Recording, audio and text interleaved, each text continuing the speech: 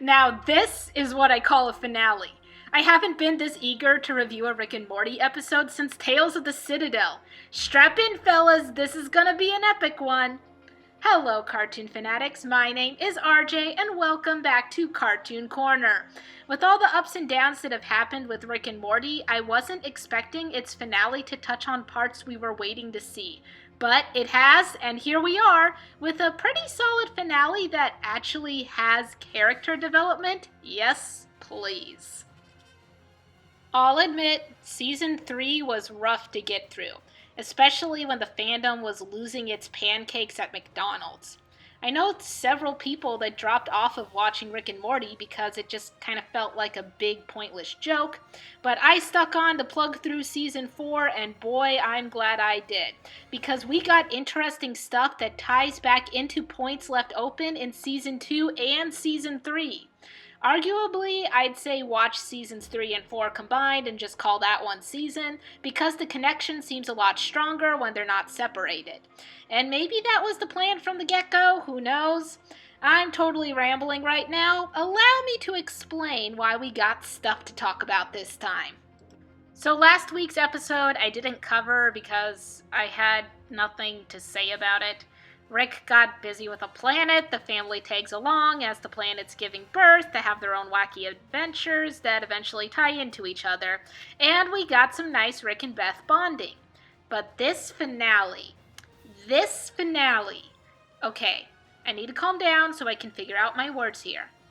You remember back in Season 3 when Rick gave Beth the option to travel the universe and he'd make a clone to replace her? There were so many debates about whether she followed through or not, and whether the Beth we've been watching since is the real Beth or the clone of her.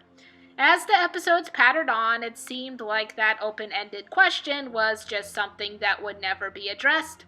But space-traveling Beth is immediately shown and returns home to scold and attempt to kill Rick for putting a potential bomb in her neck. Yeah, this is gonna be a doozy. Rick and Beth have a battle of their own, and then they end up doing some bonding to catch up on each other's adventures, and the more they interact, the more it feels like this space Beth is the real Beth. That she really did go off on her own and left a clone to take care of her family. However, we later find out that Home Beth thinks she's the real Beth, and that Space Beth is the clone, because Rick told each of them that they were the real version of themselves. And as if this insanity wasn't enough, Space Beth is wanted by the Federation, and we get an actual return of Tammy. Now, not a teased one on a fake story train, but the actual Tammy. An actual bird person, too! It's crazy! Everything we wanted to see is starting to happen in this finale. Continuity is real in Rick and Morty. I might shed a tear, I'm so excited. So what follows is an epic battle. The best team up to take out the Federation. Morty and Summer mess around and help by using an invisible belt. And Rick and Bird Person, or Phoenix Person, but yeah, I agree with Rick and the best. It doesn't roll off the tongue right. Anyway, Rick and Bird Person get into a huge and somewhat disgusting fight. Okay, it's entirely disgusting. Bird Person nearly annihilates Rick and is stomping on his exposed organs before the Beths interrupt and fight Bird Person themselves. Then Jerry, amazingly enough, distracts Bird Person by using Tammy's corpse as a puppet, and that gives the Beths enough time to destroy Bird Person. Man, what a crazy series of events. But that's not even the most interesting part. After the chaos and taking down the Federation yet again, the whole family returns home. Rick questions why no one wants to know which Beth is the real Beth, and everyone just kind of shrugs him off. Summer and Morty are fine having two epic Beths. Jerry seems oblivious to the issue or totally okay with it. And the Beths are just totally fine not knowing because they have their own separate lives and they're content with the paths they've chosen. Rick's demanding someone to ask which Beth is real begins to descend into the pleas of someone who's losing the power grip on his family. The family isn't immediately coming to Rick with questions or needing help and guidance anymore. They've moved forward from always relying on Rick and are starting to make their own paths and their own decisions. And while they still enjoy having Rick around, they're not caving into his demands as often. This especially rings true for Morty, who we've seen question Rick's decisions and get irritated with his plans throughout the season. Granted, Morty's decisions haven't been great either. We've seen in several past episodes what happens when Morty tries to go completely rogue, so he's aware that he needs Rick. But Morty still doesn't want to be completely dependent on Rick. He can still get support from Summer or from one of the Beths as well. And it's this balance growing in the family that finally allows Rick to see himself and his actions in a new light. In the final scene, we have Rick playing the memory of Beth's decision. It's in one of the containers seen in Morty's Mind Blowers, so it's a memory he erased on purpose. And we see why as he rewatches it. Beth gives Rick the decision to clone her or not, and what Rick does is really awful. He makes a clone Beth, but then he blindly shuffles them around so even he doesn't know which Beth is the real one. Maybe he thought he'd know, but we can see in the last scene that he really doesn't know. He has no clue who his real daughter is, and that is entirely his fault.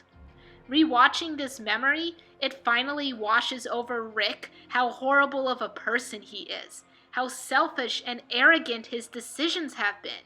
And he sits in the silence of the garage, grieving over the consequences of his actions. And that's where the finale ends!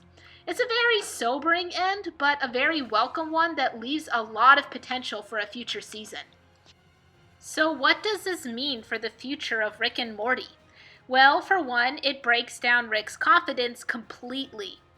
We've seen it waver a few times in the past, but this seems to be the catalyst to really make Rick look at himself for who he truly is. From the beginning, the creators of the show have said that Rick isn't someone you want to look up to. He hasn't made good choices. He isn't all-knowing. He's incredibly intelligent and arrogant and relies on his power over his family to support those characteristics. This is the first time Rick is truly torn apart, both physically a bit, in his fight with Bird Person, and emotionally. This is arguably his lowest point in the whole series, because he finally sees his true self and realizes he doesn't like what he sees. This breaking point is a great start for the next season. Will we see Rick trying to better himself, or will he still try to come off as the Rick we know while beating himself up for it behind the scenes? Also, since this is the lowest we've seen Rick, this might be an opportune chance for evil Morty to appear again, and to get some answers behind him and his relationship with the Rick we know. There's a lot of potential to take the show we know in a new direction, but this time in a good way. And unlike the somewhat disappointing ending of Season 3, I am genuinely looking forward to see the follow-up after this crushing finale. Phew, well, that was a trip. If you like this, make sure to put a thumbs up and smash that like button or press it or whatever you do with the like button. Comment below your thoughts on this season finale. What was your reaction and what do you think it might mean for the future of Rick and Morty? There will probably be a bit of a break for Cartoon Corners, but there's Season 2 of Amphibia and the rest of Owl House season to look forward to, so stay tuned for that because I will definitely cover those shows. Thanks for joining me on this wild review, and I'll see you next time, whenever that is.